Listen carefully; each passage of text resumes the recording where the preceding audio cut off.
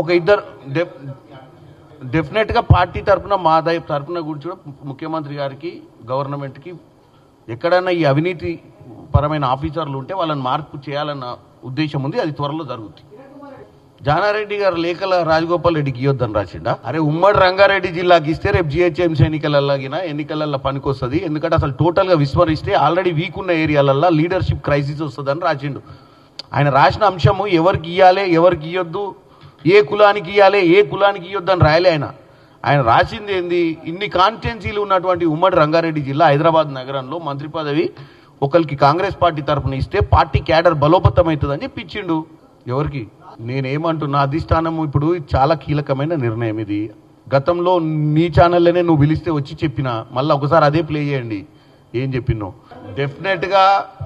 డెఫినెట్గా పార్టీ అధిష్టానము కష్టపడ్డ వాళ్లకు కమిట్మెంట్ ఇచ్చింది వాస్తవం అయితే కమిట్మెంట్ ఇచ్చిన వాళ్లకు మంత్రి పదవులు ఇవ్వాల్సిన అవసరం ఉంటుంది. పార్టీ రేపు గట్టిగా నిలబడాలంటే పాత కమిట్మెంట్లు ఏదైతే ఇచ్చిరో అవి ఫుల్ఫిల్ చేస్తేనే పార్టీ మళ్ళీ ఎప్పుడన్నా కమిట్మెంట్ ఇచ్చినప్పుడు దాని మీద కట్టుబడి చాలామంది పనిచేస్తారు. ఇంకేంది, మీరు విట్నెస్ ఉన్నాయి అన్నీ ఉన్నాక డెఫినెట్గా నేనేమంటున్నా, మా పార్టీ అంతర్గత వ్యవహారాలలో మేము పర్సనల్గా కలిసి చెప్పాల్సినవి చెప్తాం. ఇంత పెద్ద ప్లాట్ఫామ్ మీద చెప్పాల్సిన అవసరం లేదు నేను ఎవరిని ఏం చేస్తున్నాను.